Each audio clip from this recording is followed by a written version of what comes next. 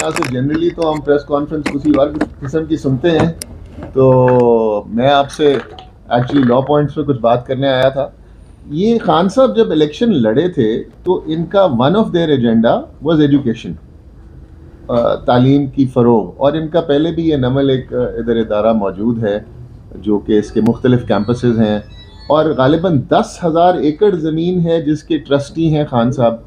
अब आपने कभी यहाँ नहीं देखा होगा कि खान साहब ने इधर कोई दुकान बनाई हो और उसका किराया खान साहब की ज़ात को जाता हो, या शौकत खानम की कैफेटेरिया जो है उन्होंने अपने मामू के बच्चे को या किसी को आगे दे दी हो। तो ये कॉन्फ्लिक्ट ऑफ इंटरेस्ट क्योंकि उनकी ज़ात में नहीं है, इसलिए जब आप किसी दुकान में जाते हैं वहाँ शौकत खानम का डब्बा पड़ा हुआ होता है और साथ एक और डब्बा पड़ा हुआ होता है, आप खान साहब के डब्बे में वो खैर चैरिटी डाल देते हैं। ये जो केस है अल-कादिर ट्रस्ट का, और ये जो 190 मिलियन पाउंड्स का केस कहा जाता है, बड़ा इसको अच्छा टैग दिया जाता है, ये हसन नवाज की प्रॉपर्टी थी वन हाइड पार्क, जो कि वहाँ पर बिकी। वो जब बिकी तो वो 50 मिलियन पाउंड में मलिक रियाज साहब ने खरीदी, और वहाँ पर जो एक्चुअल रेट थे उस वक्त वो गालिबन 15 मिलियन या 20 मिलियन के आसपास उसकी वैल्यू थी। तो जब उनकी रजिस्ट्री ने देखा कि ये एक प्रॉपर्टी इतनी महंगी रजिस्टर हो गई है, सेल डीड ये किस तरीके से हुई है, तो उन्होंने इनके 190 मिलियन की कितने में खरीदी? नहीं, 190 मिलियन की प्रॉपर्टी नहीं है, 190 मिलियन पाउंड अलग है। एक प्रॉपर्टी वन हाइड पार्क जो कि 50 मिलियन पाउंड की उस वक्त बिकी हसन नवाज साहब की, 25 मिलियन की, जो कि एक्चुअली 25 की थी, डबल द प्राइस पे वहां सेल रजिस्टर हो गई इंग्लैंड में। जब वो सेल डबल प्राइस पे रजिस्टर हुई तो वहां की नेशनल क्राइम एजेंसी हरकत में आई कि यहाँ पर कोई गड़बड़ हो गई। ये पाकिस्तान में भी कई दफ़ा मनी लॉन्डर करने के लिए 2 रुपए की चीज़ 10 रुपए में बेच दी जाती है ताकि वो वाइट मनी आपके पास आ जाए। तो ये वहाँ पे ये हरकत की गई, वहाँ पे ये चली नहीं। जब उन्होंने ये मलिक रियाज साहब के और इनके अकाउंट्स देखे तो मलिक रियाज साहब की वहाँ कोई कंपनी रजिस्टर्ड नहीं थी, तो इनकी एक बहू की अकाउंट में 190 मिलियन पाउंड पड़ा हुआ था। उस अमाउंट को ब्रिटिश एजेंसीज ने विदाउट एनी इंटरफेरेंस और request by the government of Pakistan freeze कर लिया। अब वो एक अलहदा प्रोसीडिंग इंग्लैंड में चल रही थी। पाकिस्तान में उस वक्त सुप्रीम कोर्ट में बैरिया टाउन का केस चल रहा था, और उस बैरिया टाउन के केस में बैरिया टाउन की सेटलमेंट पाकिस्तान के सुप्रीम कोर्ट से हुई कि 460 अरब रुपए Bahria town supreme court of Pakistan को देगी। जब इनके पैसे लंदन में ब्लॉक हुए उसमें पाकिस्तान की हुकूमत का कोई ताल्लुक नहीं था। यहाँ की जो पैसे सेटलमेंट हुई उसमें भी पाकिस्तान की हुकूमत का ताल्लुक नहीं था। सुप्रीम कोर्ट की सेटलमेंट हुई मलिक रियाज साहब की कंपनी के साथ बैरिया टाउन कराची के बारे में। मलिक रियाज साहब ने वहाँ पर अपना पैसा जो उनका उधर ब्लॉक हुआ, वो नेशनल क्राइम एजेंसी से ये एग्रीमेंट किया कि जी हम इस पैसे को डायरेक्टली सुप्रीम कोर्ट के अकाउंट में भेज देते हैं। वो पैसा जो है वो उनके मुल्क में कोई गैर कानूनी काम नहीं था, इंग्लैंड में कोई गैर कानूनी काम नहीं था, उसकी सोर्स मशकूक थी। तो उस सोर्स मशकूक पे उन्होंने बोला भाई अपने पैसे पकड़ो और जाओ। ये पैसे मलिक साहब ने अपने यहाँ से लिए और सुप्रीम कोर्ट के अकाउंट में जमा करा दिए। इस सारे प्रोसेस से गवर्नमेंट ऑफ पाकिस्तान का या पीटीआई का या इमरान खान का कोई ताल्लुक नहीं था। इस वक्त शहजाद अकबर साहब AIU के एसेट रिकवरी यूनिट के हेड थे। उन्होंने इस चीज़ का बेनिफिट क्लेम किया कि पाकिस्तान में इतनी बड़ी अमाउंट आ गई है तो हम इसका बेनिफिट, ये अमाउंट पहले आई और इस पे जो कैबिनेट मीटिंग हुई ये बाद में हुई। जिस कैबिनेट मीटिंग का जिक्र किया जाता है कि जी ये बंद लिफाफा आया और इसमें इन्होंने अलाउ कर दिया कि ये पाकिस्तान हुकूमत में पैसे आने के बजाय सुप्रीम कोर्ट में चले जाए, ऐसा कोई लिंकेज नहीं था। ये पैसे पहले आ चुके हुए थे। उसके बाद कैबिनेट मीटिंग हुई, उसमें उन्होंने कहा ठीक है जी सुप्रीम कोर्ट में जमा करा दें। इससे उसका क्या ताल्लुक है उस पैसे का जो पहले आ चुका हुआ है पाकिस्तान। और वो जो पैसा पाकिस्तान में आया उसके पीछे भी साल डेढ़ साल की हिस्ट्री है कि वो एक और इन्वेस्टिगेशन हो रही थी कि इंग्लैंड में ये इतनी महंगी प्रॉपर्टी कैसे बिकी। फिर वो कॉरेस्पॉन्डेंस है मलिक रियाज साहब की फैमिली के, उनके बैंक के, नेशनल क्राइम एजेंसी के, और फिर उनके जो कोर्ट है वहाँ की। उस कॉरेस्पॉन्डेंस में कहीं भी ना पाकिस्तान की हुकूमत का जिक्र है ना पाकिस्तान के किसी प्रोसिक्यूटर का जिक्र है, ना शहजाद अकबर का जिक्र है, ना इमरान खान का जिक्र है, इनका लेना देना नहीं था। वो पैसे यहाँ पर आए। अब 3 इंडिपेंडेंट ट्रांजैक्शन हैं, उनका पैसा वहाँ ब्लॉक होना, वो सुप्रीम कोर्ट के साथ सेटलमेंट होना, वो सुप्रीम कोर्ट के साथ हुई। वो पैसे मलिक रियाज साहब, क्योंकि उन्होंने सुप्रीम कोर्ट के देने थे, उन्होंने सुप्रीम कोर्ट को दे दिए, वो भी सुप्रीम कोर्ट में डायरेक्टली गए। अब एक कैबिनेट मीटिंग है, वो जो बाद में होती है उसका कोई ताल्लुक ही नहीं है। और कैबिनेट मीटिंग में भी क्या है कि भाई ये इधर नहीं जमा कराओ इधर। अगर अज्यूम कर लें कि पाकिस्तान की कैबिनेट मीटिंग की वजह से ये पैसे सुप्रीम कोर्ट के अकाउंट में गए हैं, ये फैक्ट नहीं है। फैक्ट ये है कि वो पैसे पहले ही सुप्रीम कोर्ट के अकाउंट में चले गए थे।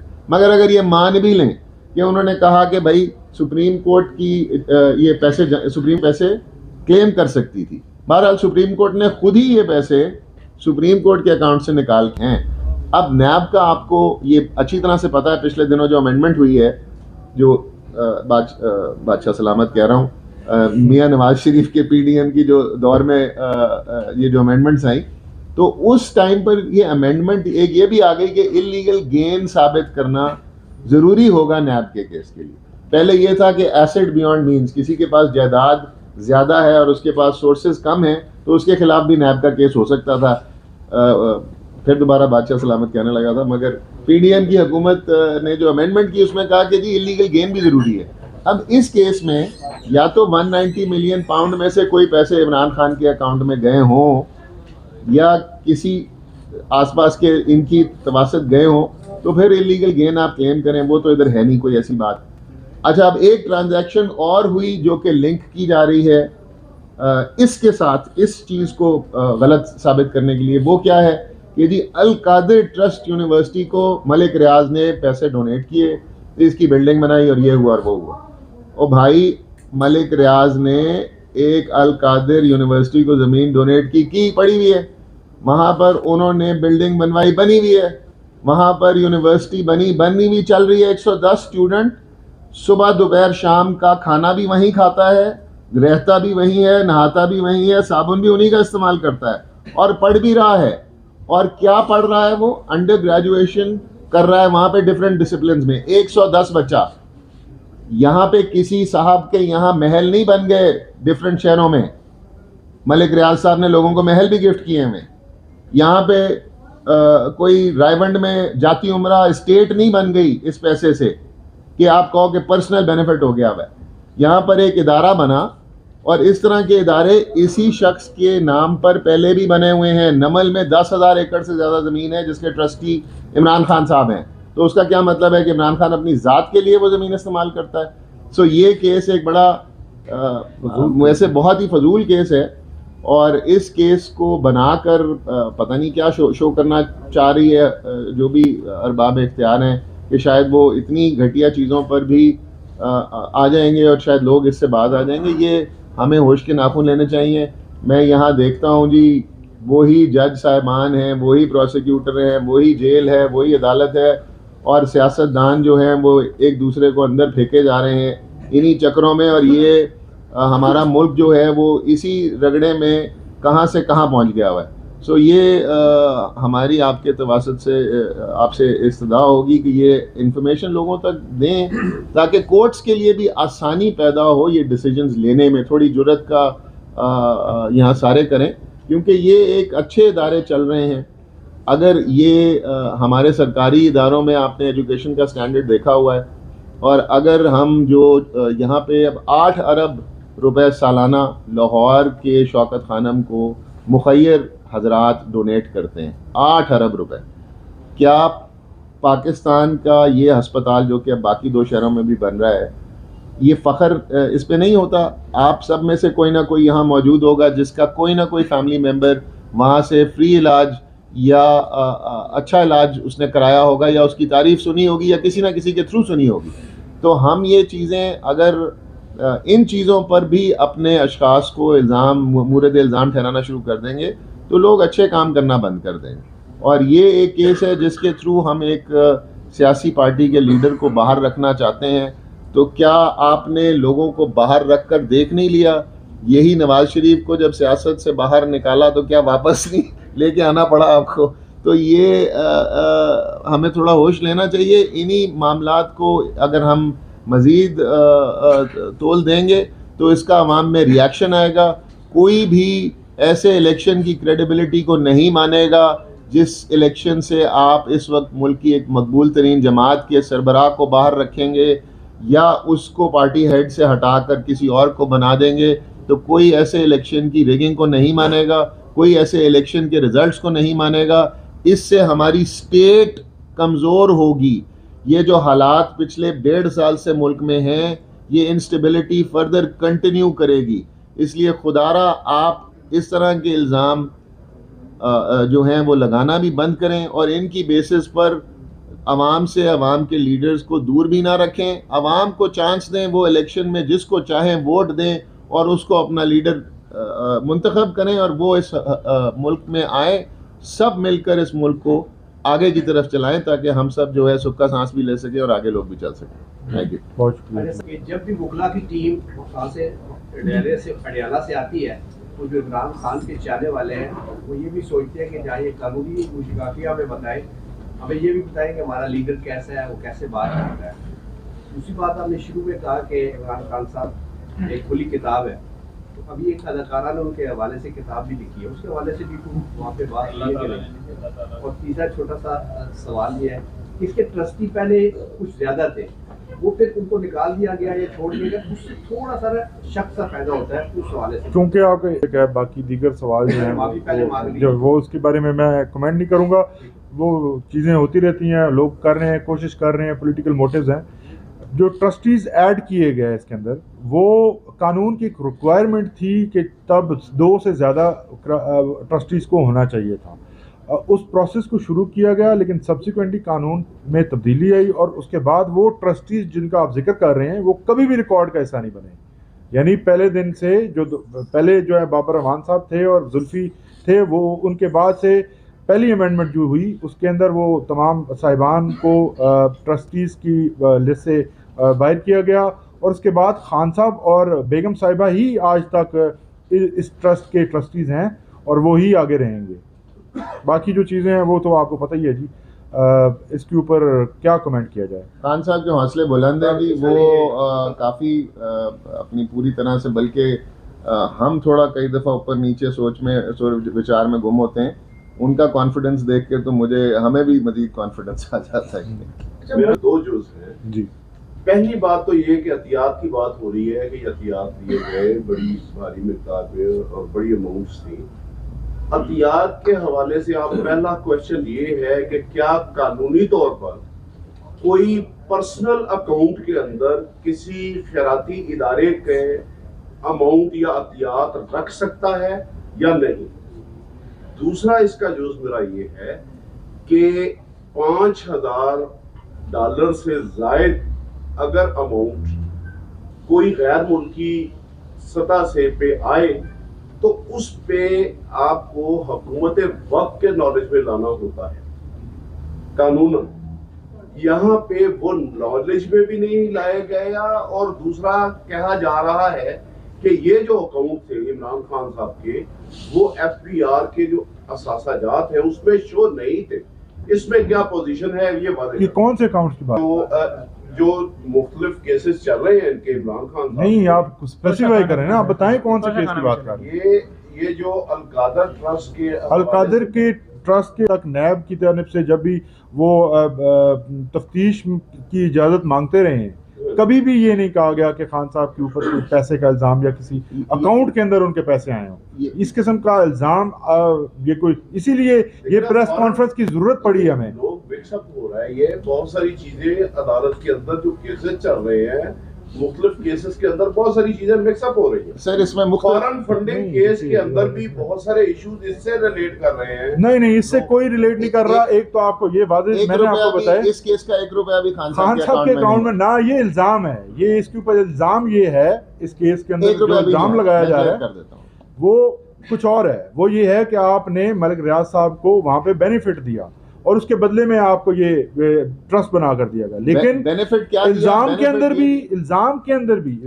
अंदर भी किसी जगह ये इल्जाम नहीं है कि खान साहब ने अपनी जात के लिए या उनके अकाउंट में या बेगम साहिबा के अकाउंट के अंदर कोई पैसा है या उनके नाम के ऊपर कोई, शायद वो भी एक मशकूक जो केस को करता उससे कौन सा महल बनाया गया? सवाल ये पैदा होता है। तो ये है कि वहां से भी तो शुकूक-ओ-शुबहात जन्म लेते हैं। देखिए शुकूक-ओ-शुबहात भी कोई सर इसका जवाब ये इसका जवाब पहले 1 महीना पहले पैसे आ चुके हुए थे सुप्रीम कोर्ट के अकाउंट में, तो कैबिनेट मीटिंग एक ऐसी चीज कैसे अलाउ कर सकती है जो कि बाद में पहले हो चुकी भी हो? 1 महीना पहले इंग्लैंड से पैसे सुप्रीम कोर्ट के अकाउंट में आ गए, 1 महीना बाद कैबिनेट मीटिंग होगी, उसमें आपने कहा अच्छा जी एसिड रिकवरी यूनिट का तो हेड मैं हूं, चलो मैं भी क्यों ना क्लेम कर लूं कि मैं 190 मिलियन पाउंड ले आया हूं। ये सिचुएशन तफसील जो है आपने इसको एक्सप्लेन किया सारे मामले को, इसमें एक अहम किरदार था फारा गुरी साहिबा का, उसका नाम और निशान तक नहीं, नागियत वो सवाल जरा सुन ले। अच्छा,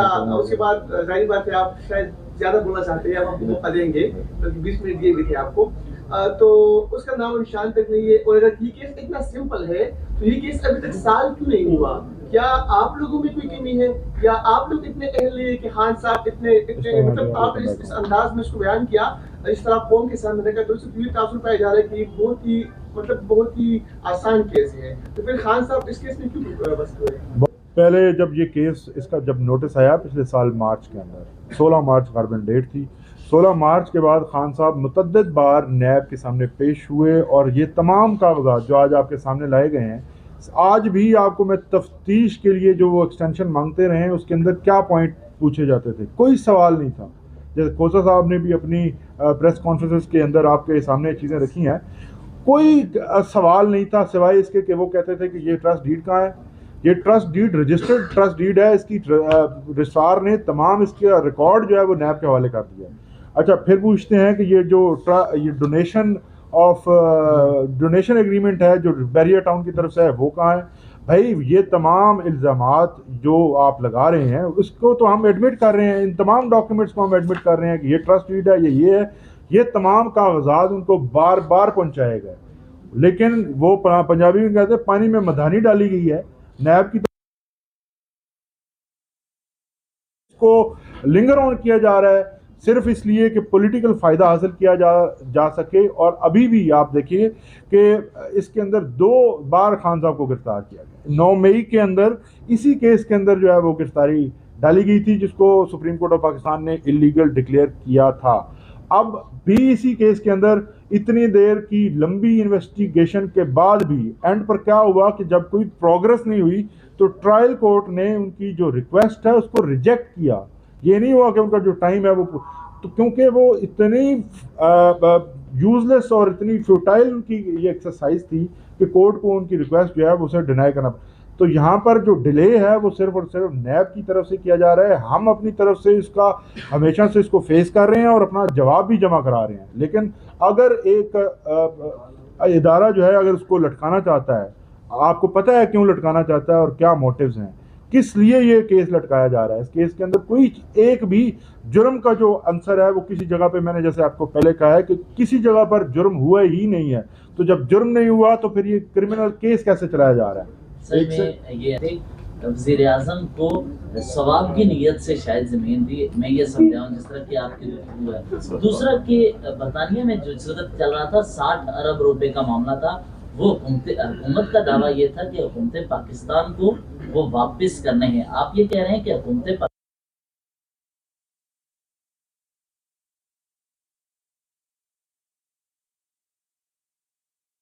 थे उसमें, हालांकि हुकूमत दावा करती रही है कि वो हुकूमत पाकिस्तान के पैसे थे, इमरान खान की जानिब से वो पैसे हुकूमत पाकिस्तान के बजाय मलक रियाज के थ्रू जमा करवाए गए और उसे फायदा दिया गया। अच्छा, अभी आपकी सारी बात 190 मिलियन पाउंड आया और इन्होंने उठा के सुप्रीम कोर्ट में डाल दिया। आपकी बात मान ली, मैं ये मानने for the sake of argument मान, और वहां पर उन्होंने यूनिवर्सिटी बना दी। दोनों चीजें किसके पास हैं?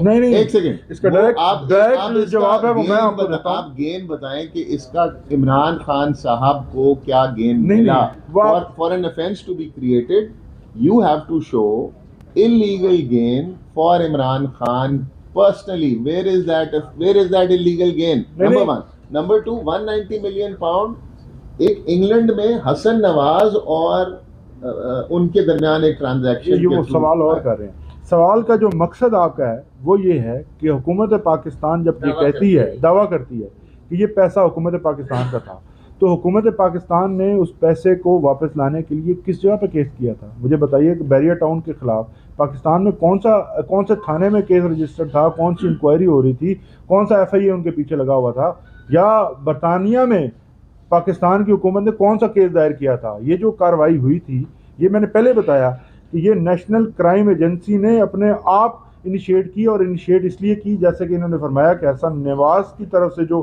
पेमेंट उनको मौसूल हुई वो डाउटफुल थी। वो अमाउंट, वो एक चीज़, अगर आप एक पेंसिल 10 रुपए की है, इसे आप 50 रुपए खरीदेंगे तो सवाल तो उठेंगे। ये सवाल उठे और उसके ऊपर NCA ने कार्रवाई की और उनके तमाम अकाउंट जो है वो फ्रीज किए। तो पैसे पाकिस्तान लाते हुए हुकूमत पाकिस्तान को दिए गए ये पैसे। देखिए जी, आप ये जो मशरक बैंक का जो पेपर आपके सामने आया है, इसके अंदर तमाम सूरत हाल वाज़ेह हो चुकी है। पर्सनल अकाउंट से वो पैसे पर सुप्रीम कोर्ट के अकाउंट में उनकी लायबिलिटी के अगेंस्ट आए, तो इसमें हुकूमत पाकिस्तान कहाँ से आ गई? वो उधर उनके अकाउंट में पड़े थे। चलें, बहुत शुक्रिया सर। इमरान खान साहब के साथ या तहरीक इंसाफ के साथ, वो पहले मियां साहब के साथ वही कुछ होता रहा। कल का जो फैसला था उससे आप इंसाफ का बोले बाला कहते हैं या इंसाफ का कत्ल? काफी जवाब मियां साहब का उस प्रॉपर्टी के साथ कोई ताल्लुक जो है वो साबित नहीं हुआ। मियां साहब उसी प्रॉपर्टी से आए हैं और वापस उसी प्रॉपर्टी में जाएंगे, लेकिन उनका कोई ताल्लुक साबित नहीं हुआ।